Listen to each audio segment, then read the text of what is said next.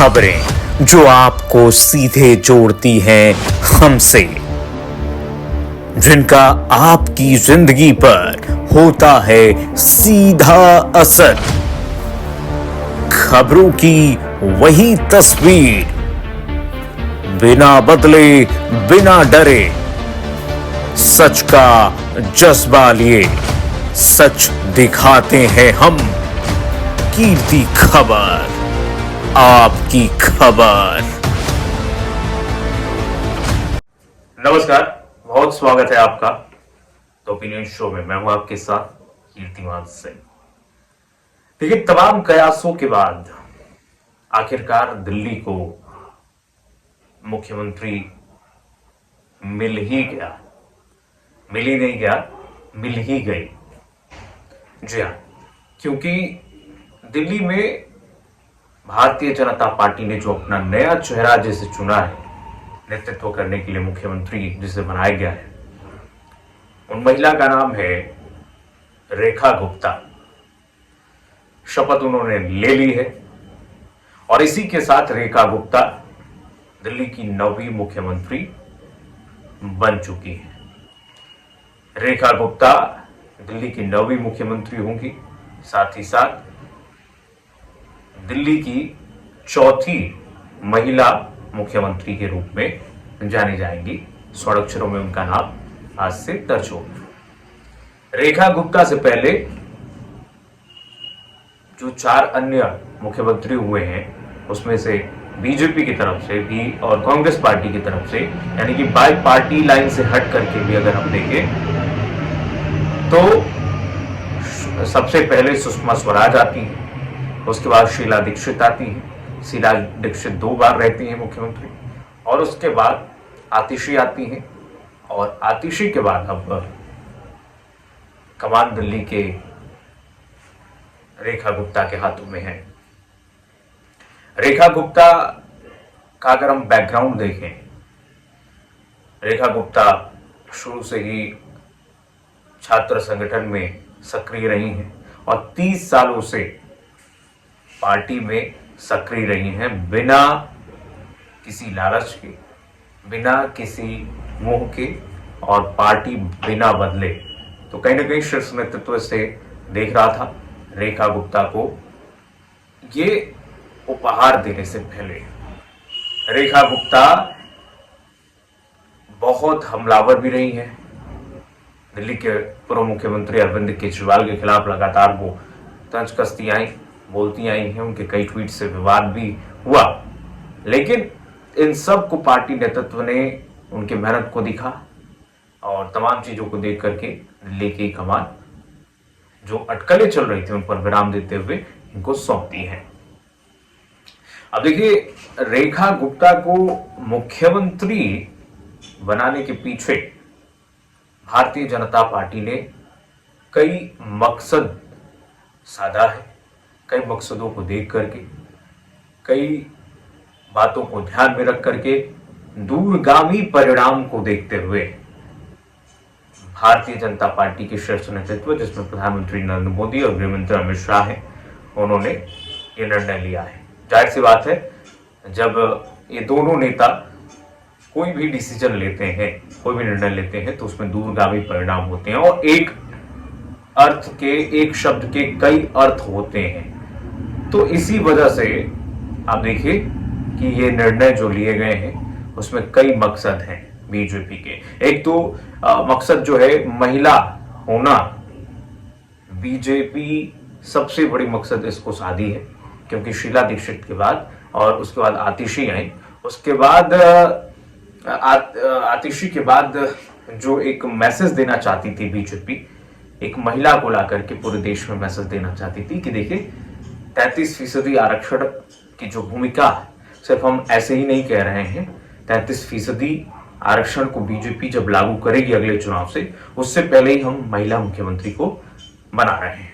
गुजरात में हमने देखा किस तरीके से आनंदीबेन पटेल को भी बनाया गया, मकसद साधा गया। उसके बाद से बीजेपी दिल्ली में एक महिला मुख्यमंत्री के हाथों कमान सौंपती है। और देखिए, कुल मिलाकर दूसरी बात यह है, अगर इनके बैकग्राउंड के बारे में जाने रेखा गुप्ता के, तो रेखा गुप्ता देखिए हरियाणा से आती हैं, हरियाणा के जिंद से, और अरविंद केजरीवाल भी हरियाणा के ही रहने वाले थे। तो कुल मिलाकर के इनका जवाब पत्थर से देने की कोशिश बीजेपी के शीर्ष नेतृत्व ने किया है, और कोई मुद्दा छूट न जाए बीजेपी के शीर्ष नेतृत्व से, उन सबको ध्यान में रख करके, और तभी इतना समय लिया जा रहा था। इतना समय लिया गया, करीब 10-12 दिन का। अब देखिए, तो तमाम चीजों को ध्यान में रख करके जो नाम फाइनल हुआ है, इसमें आरएसएस की भी मुहर लगी है। ऐसा नहीं है कि आरएसएस की मुहर नहीं लगी है।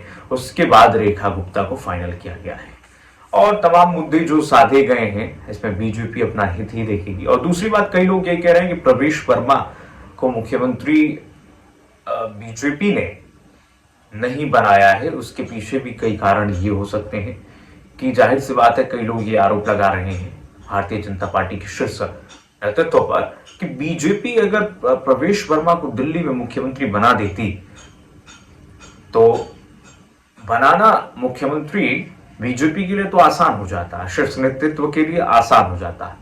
लेकिन अगर बीच में बीजेपी का शीर्ष नेतृत्व ये चाह लेता आगे कि प्रवेश वर्मा को हटाया जाए, और कोई भी एंटी इनकम्बेंसी या फिर ऐसे कारण जैसे हमने हरियाणा में देखा, मनोहर लाल खट्टर को हटा दिया गया, और हमने देखा उत्तराखंड में किस तरीके से 3 मुख्यमंत्री बदले गए, पुष्कर सिंह धामी को लाया गया, उसके बाद सिचुएशन परिस्थिति उत्तराखंड में सही हुई, तो इन लोगों को तो आसानी से हटाया गया। लेकिन वही उत्तर प्रदेश की जब बात होती है, तो मुख्यमंत्री योगी आदित्यनाथ की जब बात होती है, तो उसके बाद बीजेपी फूक फूक कर चलती हुई दिखाई दे रही है। जो शीर्ष नेतृत्व है कि किसे नेतृत्व सौंपना है, ऐसे लोगों को नेतृत्व सौंपा जाए जिनको बनाना भी आसान हो, और बीच में अगर हटाना हो तो वो भी आसान हो। तो ऐसे अगर कई लोग कह रहे हैं कि प्रवेश वर्मा को अगर बना दिया जाता, क्योंकि अभी तक का ट्रैक रिकॉर्ड रहा है, दिल्ली से जो जीता है उससे ही मुख्यमंत्री का जो है ताज पहना गया है, लेकिन इस बार ऐसा नहीं हुआ।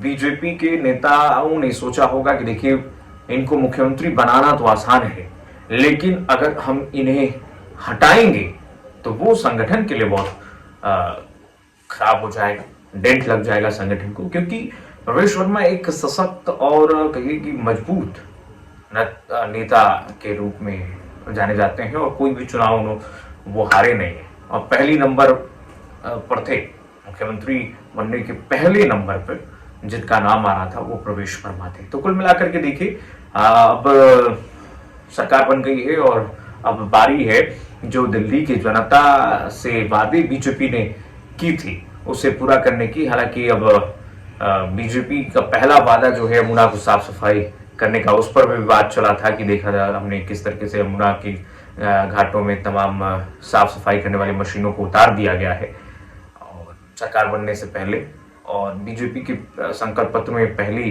घोषणा है।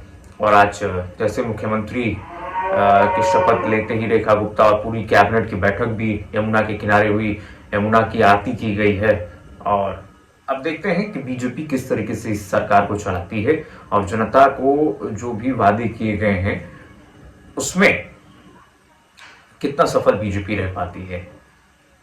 तो केजरीवाल की पूरी सीट और पूरी समीकरण को, हालांकि 6 मंत्रियों ने देखिए शपथ ली है रेखा गुप्ता के साथ, उनके भी नाम, उनके भी चेहरे जो हैं वो कुल मिलाकर के आप कहिए कि बहुत महत्वपूर्ण हैं।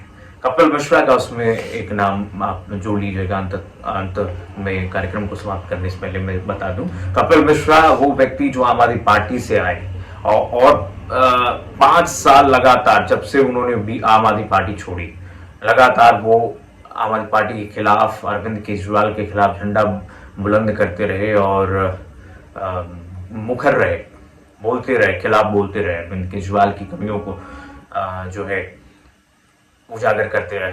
तो कुल मिलाकर के अब उनको भी शामिल कर लिया गया कैबिनेट से। और अब आप अपनी राय बताइए कि देखिए क्या क्या इसमें मास्टर स्ट्रोक बीजेपी का हो सकता है, किन किन मुद्दों को बीजेपी ने साध करके रेखा गुप्ता को कमान सौंपी है।